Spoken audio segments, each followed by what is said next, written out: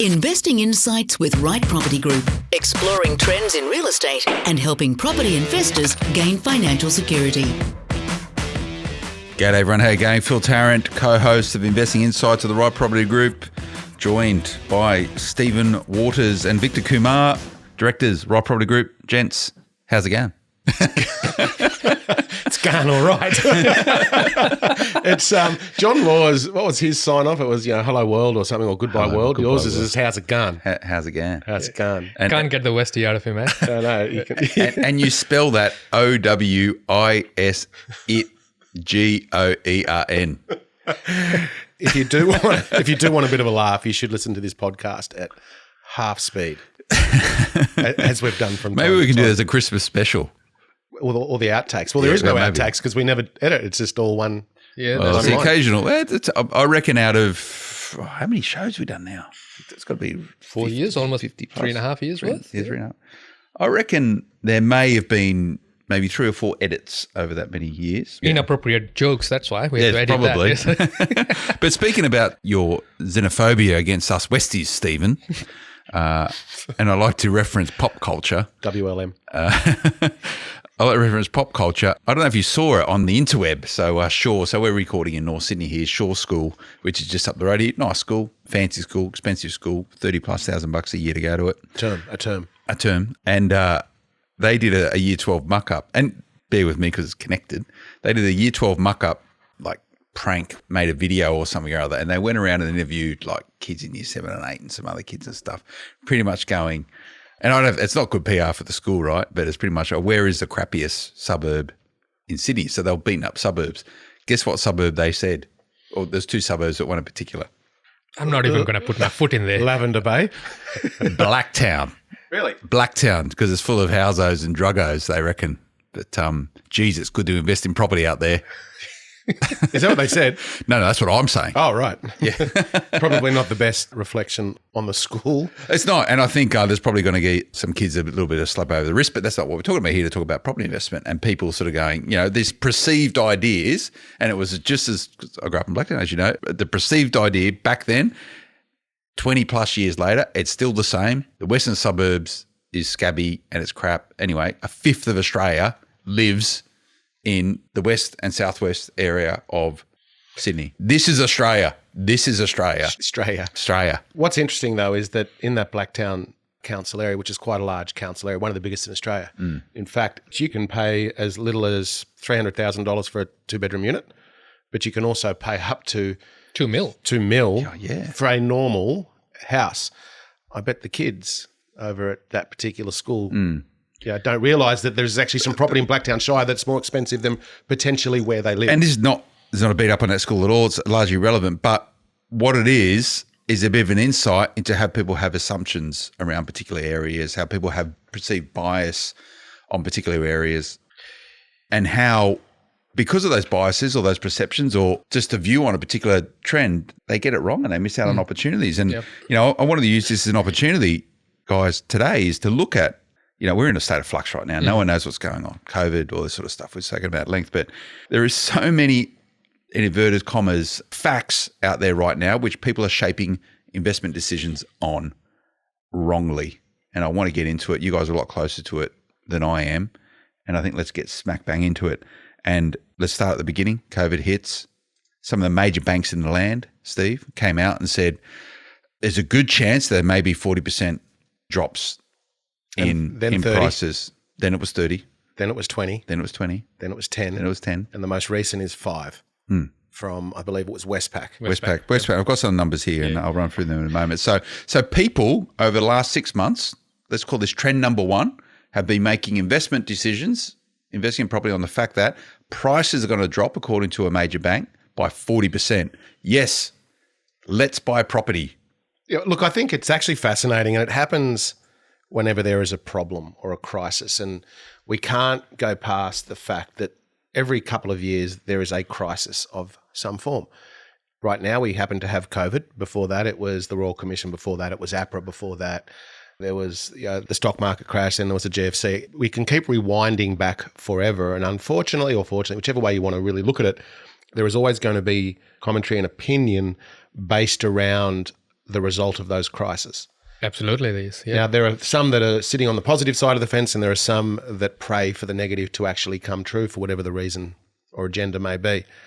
But we still can't, it's a secure asset class. It's the flight to safety asset class, being property. And no matter what happens, and it's a well-worn expression that everybody needs a roof over their head, but it's well-worn because it's true. And so there are certain factors within the market, there are certain levers that have been pulled during each crisis that puts a floor in that perceived tumble, or even if it just finds its own bottom. Even if we go back to the GFC, there were plenty of people making money.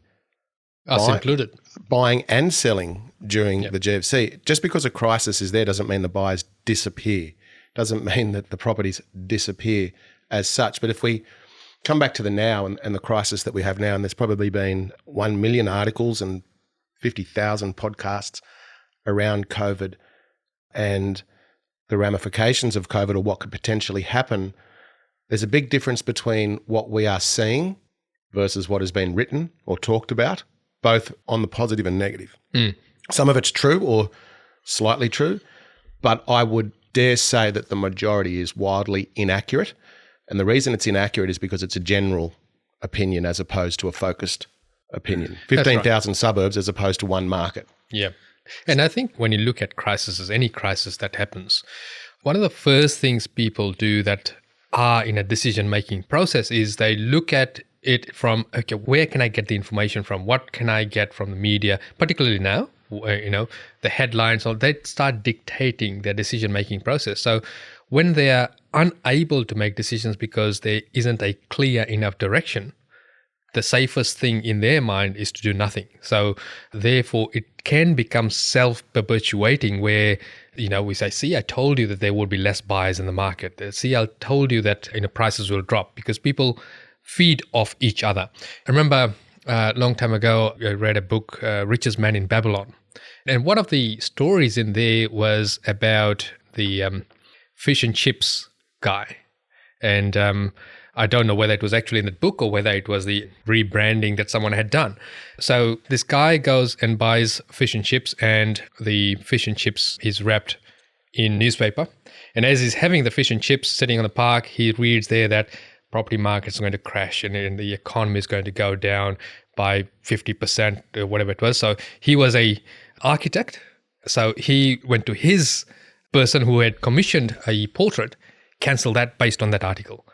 The person that had the commission for the portrait had, off the back of that, told the jeweler in the village that he was going to buy some jewels and put the order in. So he's gone and cancelled it. So I did that all around based on this one article. And later on, it was found that the article was probably about 3 years old, right? So people do make these decisions based on articles, based on what everyone else is saying. This is where, when you're investing, regardless of where the market is, if it's high, low, going sideways, you invest using fundamentals. You invest using fundamentals that are pertinent to you. And coming back to our Blacktown example, you then also need to set aside the opinions and the perceptions of other people, set aside the data fluff, and come to the real data and correlate that to what's happening on the ground. So, Steve, earlier on, we were talking about how the rental market, in our experience, is totally different to what the media is portraying the rental market to be. Yeah, absolutely. And I want to get into the rental market because it's one of these key trends that I want to look at. But before we go there, Victor, I just want to, a couple of things. Blacktown, we're using Blacktown as an example because most people will be in Sydney will be understand Blacktown. I like to fly the flag for Blacktown, by the way. It's a great place to live. We're talking about trends, it's right? Market manipulation. He's got a few places there. And if the mayor of Blacktown wants to come on for a chat, happy to do that. I could probably arrange that for you. Probably give you guys the keys to the city. Yeah, maybe. We could get a parade at the Blacktown float. I remember going to that as a kid. I could cook some sausages on the side, anyway. No, slip on the onions. But we're talking about trends, and rental markets is one of those trends, and we're going to dig into that. But let's talk about what a trend is. Yes. And what are the origins of trends? it sounds like the origins of species, right? But, you can channel anyway, you probably never read that. Sorry. Slap. Do you see how quick that was? Without even taking a breath, you didn't even stop. You just kept For the going. listeners, Well, I'm trying to have an educated Conversation with Vic and just clearly academic leaving me out. discussion. Right, I don't know. Victor he embraces academia like myself, but let's talk about the origin of trends. Now, is a I'm trend? sorry, you should have seen Steve's face. I'm going to go have a lay down.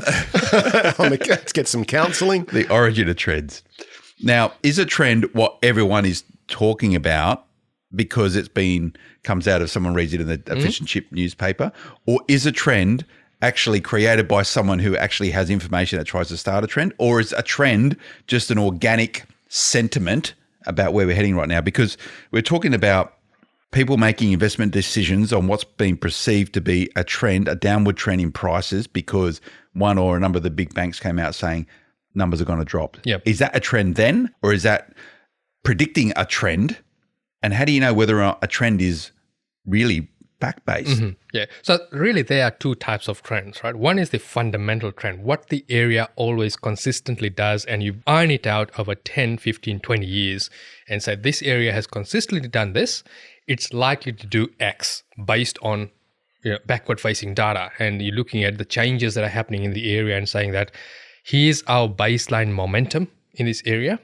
And by putting this catalyst in, it's either going to slow it down or move it fast. Then there comes the new age trend, which is your social media trend or your bank prediction trend, which is more of a herd mentality in the sense that, let's say, well, I'll use mining towns as an example, right? So when the mining boom happens, the people start buying there, and during the initial construction phase, the trend there is that the rents keep climbing rapidly, the prices follow rapidly, and everyone's jumping into it because everyone's talking about how great a yield they're getting, how great the equity increase they're getting. That's a transient trend fueled by me talking to you, you talking to someone else, and then that creates a ground swell where they're ignoring the fundamentals. And the fundamentals there's apart from mining, there's nothing else. Mining, if it slows down, when it goes from your construction phase into operational phase, obviously there'll be less people required in this, so employment drops. And so therefore the prices drop and the yields start dropping rapidly. And you start, because you've followed the groundswell trend, you are now left exposed because you owe more money on the property than what it's worth because you've basically pulled all your money back out and so forth, right? So that's the trend, that's the dangerous trend where you're following the herd, we're following what the media is portraying, what the major commentators without the years and years and years of knowledge on the ground are commenting, and you're basing your decisions on buying or selling or holding on based on what they are saying. So how do you sniff out whether the trend that you're making investment decisions on is a good trend? Look, it still comes back to you need to know the area, right? You can't predict trend based on desktop data. You need to correlate that to what's actually happening on the ground. I know there are a lot of trendy thoughts right now, if I can use that segue, of people saying that, you can do stuff based just on data and interpret that and it gives you the decision to buy or not to buy. I can tell you many areas that I've had a lot of my contacts put in front of me where all the data points to, yes, you should buy in here, but when we go physically in the ground and do the actual due diligence, it's not a buying area, right? It's just a flash in the pan. Whereas there are other areas where the data clearly says that now it's not going to go anywhere, yet it's going gangbusters. Now, I'll give you an example just post GFC for this. And Steve, you recall this in a suburb called Rosemeadow in New South Wales, where a section of it was Housing Commission.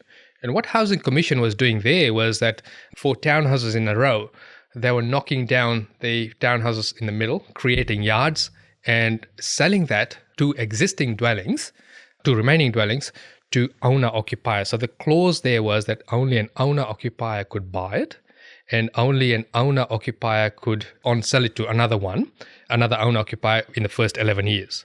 So in other words, you had to own that property for 11 years before you could even rent it out, right?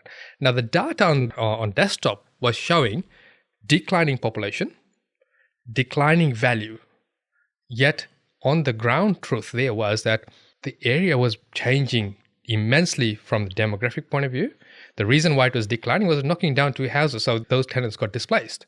And the reason why the prices were going down was the fact that it had the owner-occupier covenant on it, and therefore the properties were sold at a 20% discount in comparison to a property that didn't have that covenant where you could rent it out.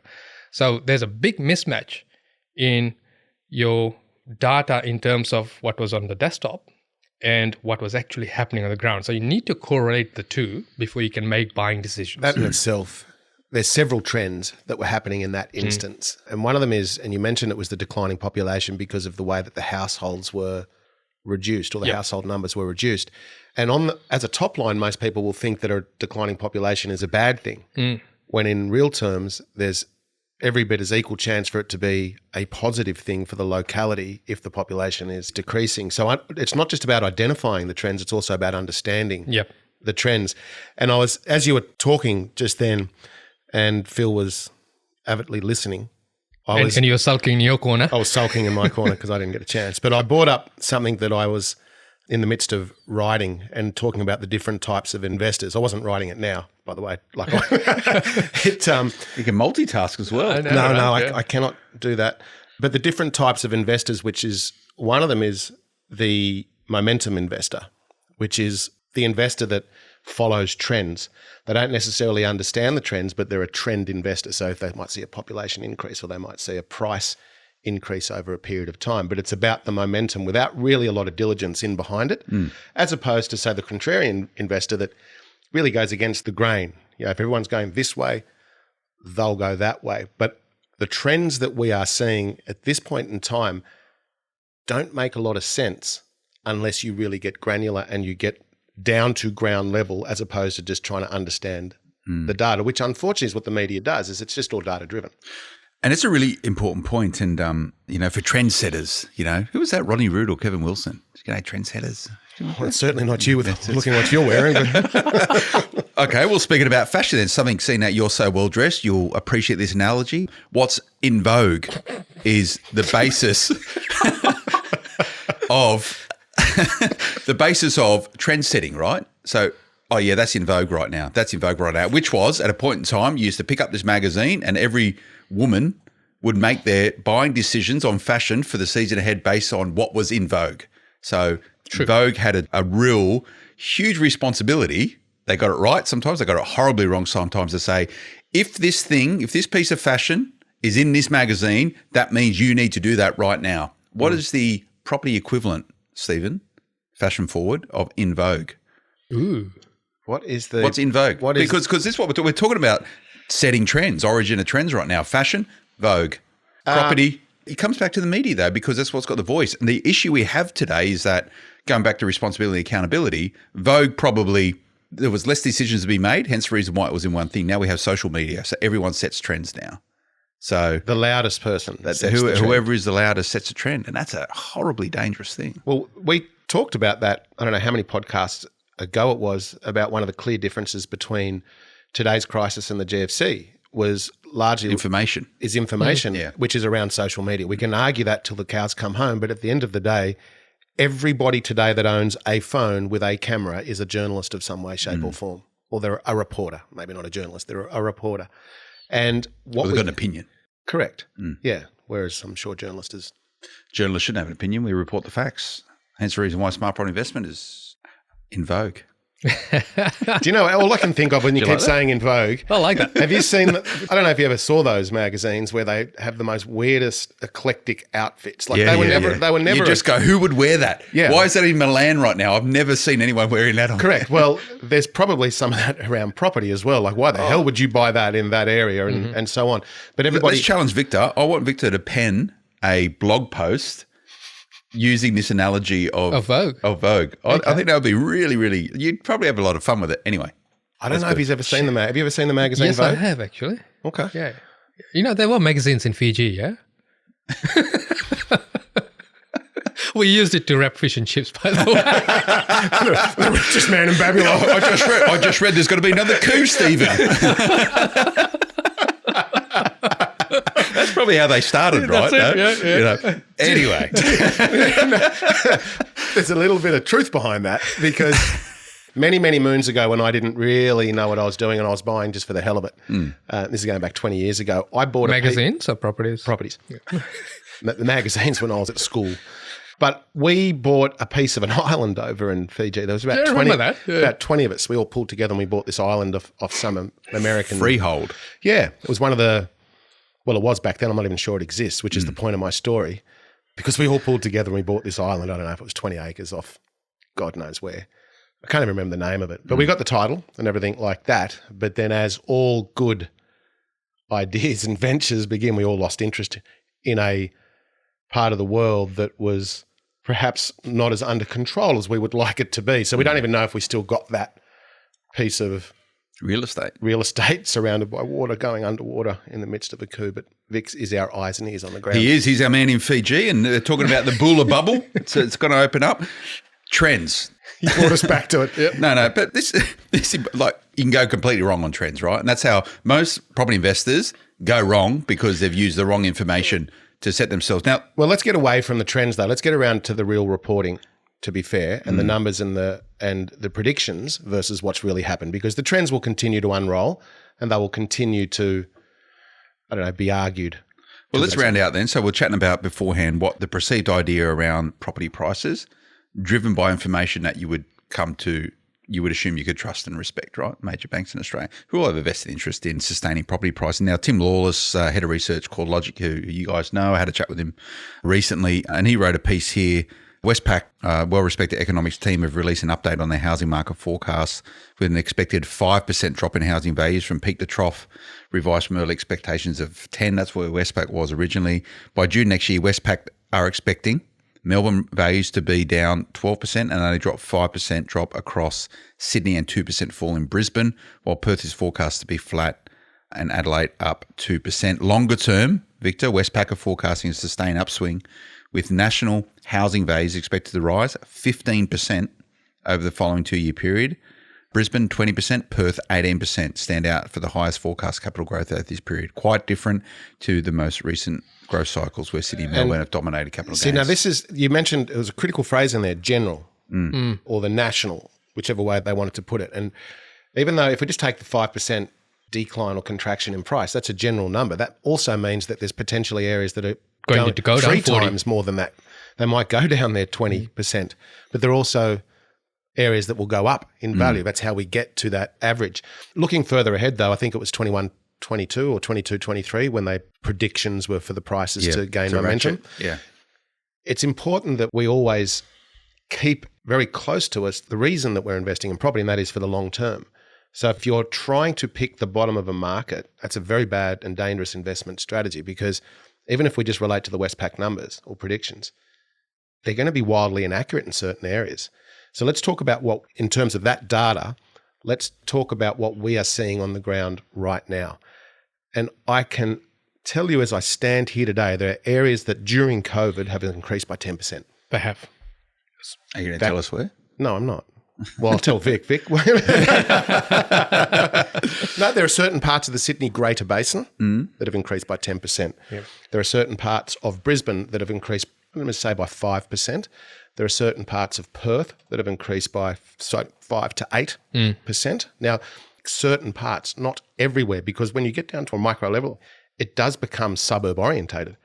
Right down to the streets. Within the suburb, it comes down to the street, and within the street, it comes down to the house a lot of times. So that's from a value point of view. If we talk about from a vacancy point of view, and I did put a post up on our... That was a very good post, by the way. I enjoyed that, and I've been using it. But I don't say it's mine. I say I always reference you when I do it. I think you assessed the 57 zones around rental markets, and the numbers that you presented to me were quite a shock when I read it. It was like, so there's this idea, if you listen to certain areas, that there's for lease signs up everywhere and property investors are hemorrhaging money because they can't find tenants. Fact or fiction? Fact in some places and fiction in a lot of others. In most. So I think, once again, that it's a general media coverage because they talk about the market as one, and there's not one market. You can't interpret a market when there's 15,000 suburbs.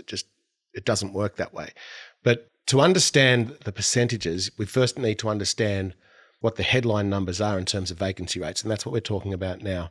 And the general rule of thumb is somewhere between 2.5% to 3% vacancy rates. What's a vacancy rate for those listeners that might not be familiar? A vacancy rate is how many properties are for rent as opposed to the total.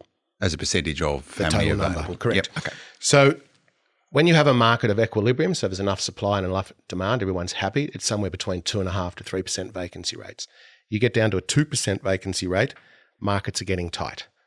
And the power, if you will, is starting to shift towards the landlord, and they might start to consider increasing their rents. When you get to a vacancy rate of 1%, you have an incredibly tight market where rents are rising and there is not enough supply for the demand. So 3.5% is an oversupplied market. Now, there are parts of Melbourne CBD, Brisbane CBD, Sydney CBD, Adelaide CBD, and even Perth CBD that have potentially double-digit vacancy rates. So that is blood on the streets. Okay, so and that would be high-rise, newish sort of apartments. Yeah. But that usually have students in them. Correct. Sort of subpar investment stock, if you will. But as you go out into the suburbs, actually, I'll come back a step. So the national vacancy rate has decreased again. I think it sits at around about 3.2%. So that's if we want to throw everything into the same basket, yeah? But remember, we've got double-digit vacancy rates in some of these CBD areas. So to still have a 3.2% vacancy rate, that must mean that there's incredibly low vacancy rate in other areas. So let's now give some context around that with some truth in some of the suburbs. In some of those areas that I mentioned before that have increased in value during COVID, there are vacancy rates that sit below 1%. And That's alarming. Here's an example. A client of ours settled a property, it'd be 10 days ago, whatever it was, last Thursday, let's call it last Thursday. He had his first open home for potential tenants on Friday. There was 35 groups of people through it. Saturday was the second open home. There was 27 groups through it, 14 strong applications with two tenants, let's say, bidding against each other on the front lawn to secure the property. In the same area, another client who hasn't even taken ownership of the property yet has got 22 applications to rent the property. 22. He doesn't even own the property yet. If we go to some parts of Brisbane, there are 2 houses for rent in the entire suburb.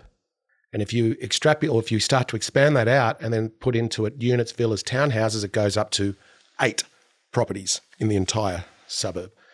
Now, that's a suburb within a region, and the region is probably sitting at 1% vacancy rates. Now, this is a topic that the general media are not talking about. Now, whether it's because of negligence or they just don't know, because they're looking at averages or the general market, it's a dangerous scenario that I believe we're moving towards. If something doesn't happen soon, there will be a accommodation crisis. And that's really important. Hence the reason why we do podcasts like this, because I operate within media. I think media provides a very valuable service to the nation and a big champion of democracy and all that sort of stuff. But the expectation that a general journalist should have that sophistication, maybe not. So it's our job to make sure with the platform that we have, that we actually have these conversations. And I like to think, Steve, that the people who are tuning into this are investing in their education. So therefore, they don't have to make those poor investment decisions based on what they might read in the general media. So you need to be accountable and responsible for sourcing this information. And you chat about housing crisis. So you're telling me there's not enough houses for people to live in? In those particular areas, clearly, because you can't have a suburb with 2, in that example, 2 houses for rent. So this housing crisis everyone's talking about is not that property is going to tank, Victor. No, it's probably the inverse of that. It's the inverse. It's actually the inverse. And when you go back and have a look at any crisis, immediately after the crisis, there is another crisis that develops, which is your housing crisis, in terms of there'll be a strong decline in the number of properties that are being rented. And because the yields start increasing, your prices start increasing as well. Sorry, Big, I'm just waving my hand. Cycle. Pick me. Yeah. And this is it, because if we go back to one of the original subjects today about trends, that in itself is a trend. And you've hit the nail right on the head. First, we have an accommodation crisis. Go back to the GFC. Let's just use that as the major crisis comparison. Because most of us can remember that. Yeah. So during the GFC, construction stopped, as it has today. Probably the lowest it's been in 8 years as we speak today. GFC was no different, yet population still grows. Be it all today, our international borders are closed, but not forever. Because there's no construction, yet the population still grows, and we've already got this extremely tight rental market throughout scattered areas throughout Australia, then inherently the rents will go up. And as the rents go up, that will, from a commercial aspect, also start to increase prices. Because when it's cheaper to own it than it is to rent it, there's an inflection point that's happening there. And we've talked about this. Yep, many times. For what? Now, for the last 12 to 18 months, we've been talking about this inflection point. Go back through a lot of the podcasts and blogs.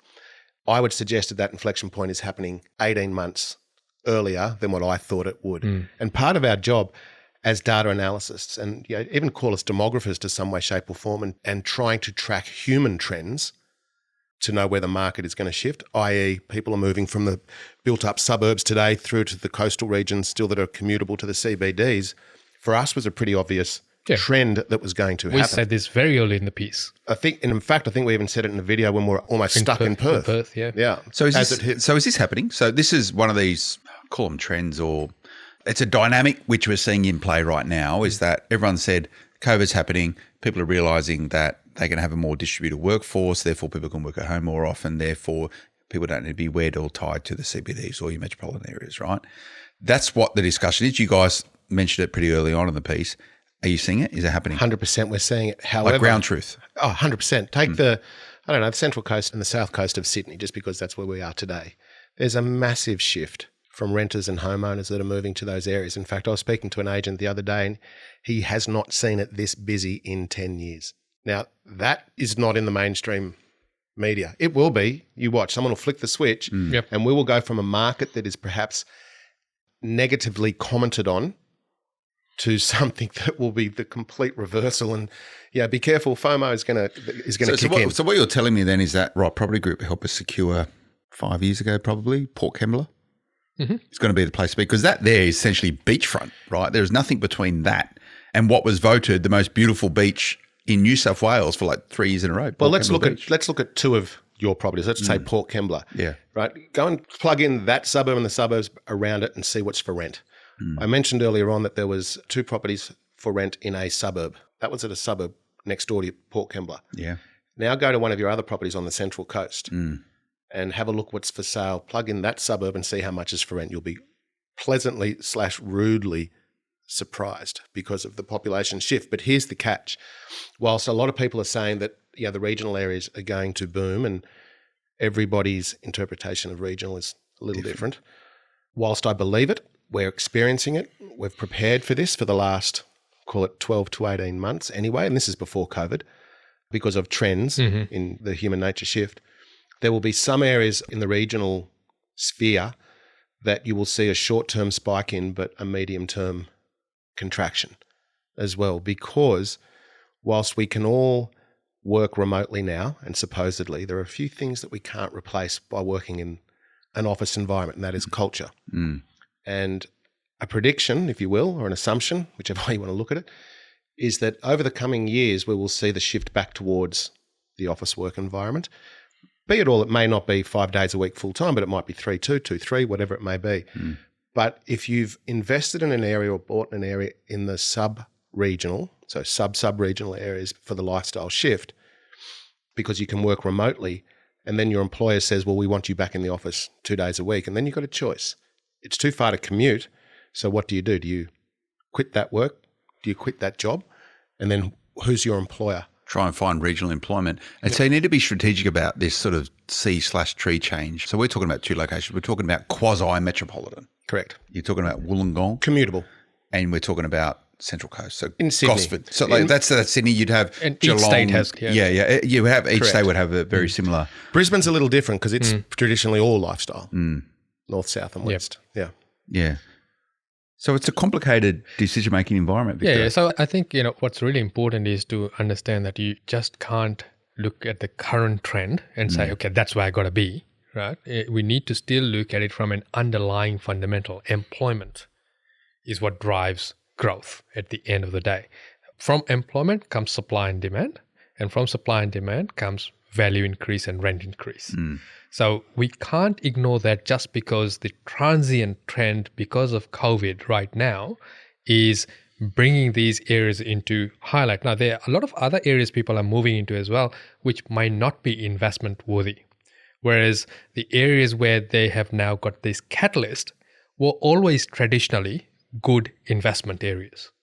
It's just now that it's got this new mix and it's making the trend go faster upwards. And it's also making the liquidity of the area a lot more better. Not that it was not liquid before.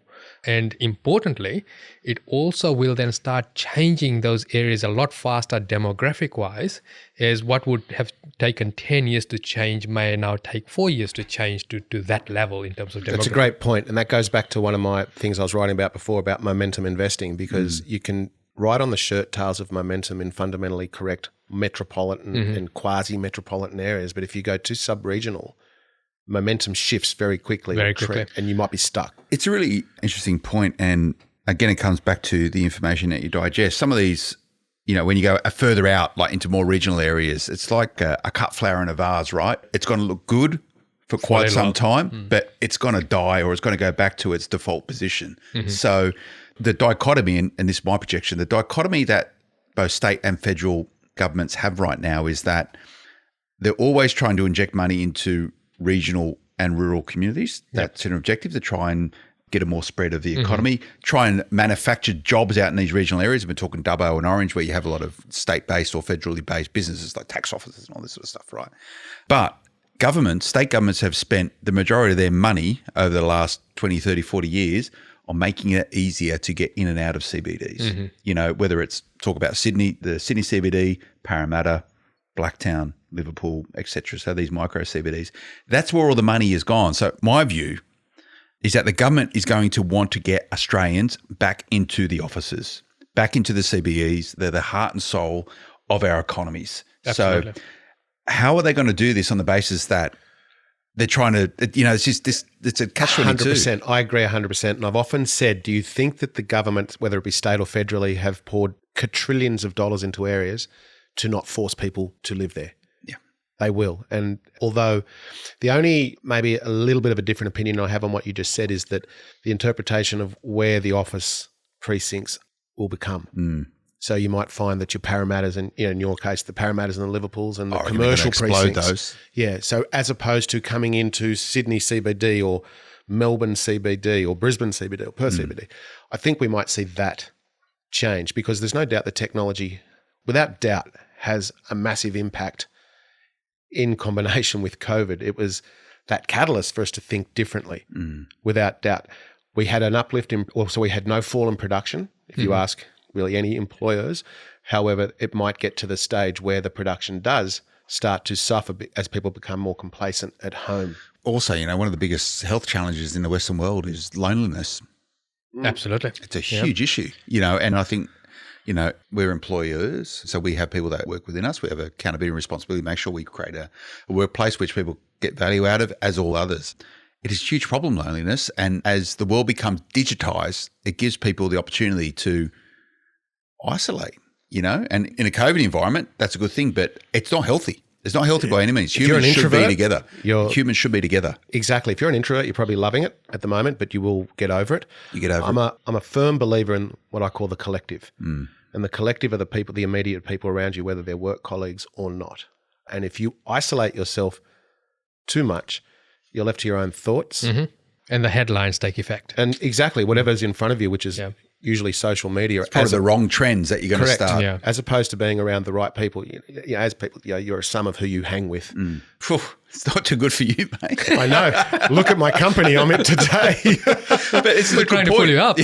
But we could easily do this over Zoom, but we make a choice that we come together. And the product of this hour we get to spend together is so much more satisfying. Without doubt. Yeah. And it's... Plus we get free coffee. Plus you get free coffee. Yeah, parking's... It's, but I thought you said FARKING just then. It was with a P.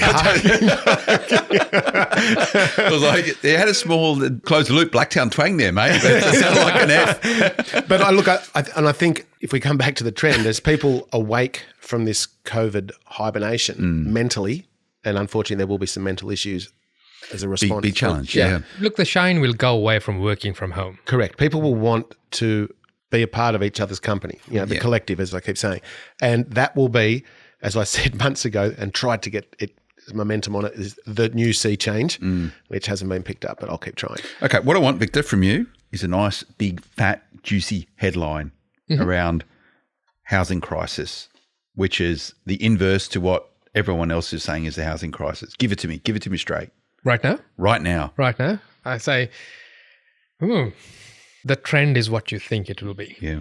Yeah. Ooh, that was pretty good. I know, it's very deep. Philosophical. Yeah. So the housing crisis is there's not going to be enough housing. Yep, that's it. And So when migration starts again, when international students come in, so right now we're at a moment in time which everyone thinks is going to be the norm moving forward. This is just a small window, That's true. It's a window of around, I think, truthfully, 6 months.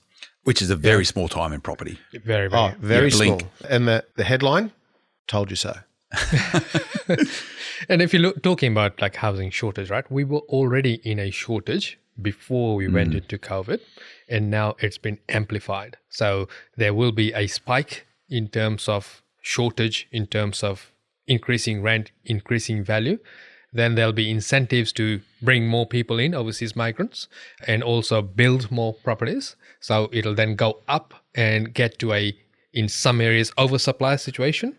Correct. And then there'll be all doom and gloom again. So that's It's just trend. the cyclical effect of property. And I know there's probably some people out there listening saying, yeah, but what about employment and what about immigration? Fair points. But even if it stays the way it stays today, that doesn't mean that suddenly all this new houses appear out of nowhere to provide accommodation. That's not Miraculously. Yeah, that's not going to change. But we do need employment, and we also need immigration to make the economy wheels spin within, so to speak. But I just think that, whilst we say that there are areas of undersupply, and we're seeing that in the vacancy rates and our rents starting to climb, conversely, there's also areas of oversupply. Even today. Even We today. probably should get into that, but we'll do that in another podcast. I think we've done quite well there today, guys. Apart from the sledging, I actually feel like I need to speak to a counsellor now. It's not sledging, It was just counselling. it's just counselling. Taken from It's a man in a endearment. pink Ralph Lauren shirt. It's endearment. It's endearment. It's good. But I hope you enjoy that, everyone. Please, we love the feedback that's coming in, and I get a real kick out of it. It's a real privilege of mine to be able to record this with Steve and Victor. So I normally get that feedback secondhand, but if you can leave those reviews, please, on the podcast, wherever you listen to it right now. If anyone wants to get in touch with us, Victor, what's the best way? It's questions@rightpropertygroup.com.au, and do go and follow our page so that you can get alerted for our Facebook Lives. We do them every second Thursday. And I recommend doing that. They're pretty good. The content, the delivery's so-so, but the content's pretty good. It's a bit like this podcast, really, isn't it? Gentlemen, thank you so much. It was a good chat. Look forward to next month as well. And if there's any particular topic you'd like us to cover, we can pretty much handle anything. We can, as long as we've got a bit of a notice, we can research up on it. Questions@rightpropertygroup.com.au. We're in your hands. Let's just pretend you get to set the agenda for the next podcast, and we'll make sure whoever comes up with that topic, we give them a bit of airplay as well. So happy to do that. Thanks for joining us today. We'll see you next time. Until then, bye-bye. The information featured in this podcast is general in nature, does not take into consideration your financial situation or individual needs, and should not be relied upon. Before making any investment, insurance, tax, property, or financial planning decision, you should consult a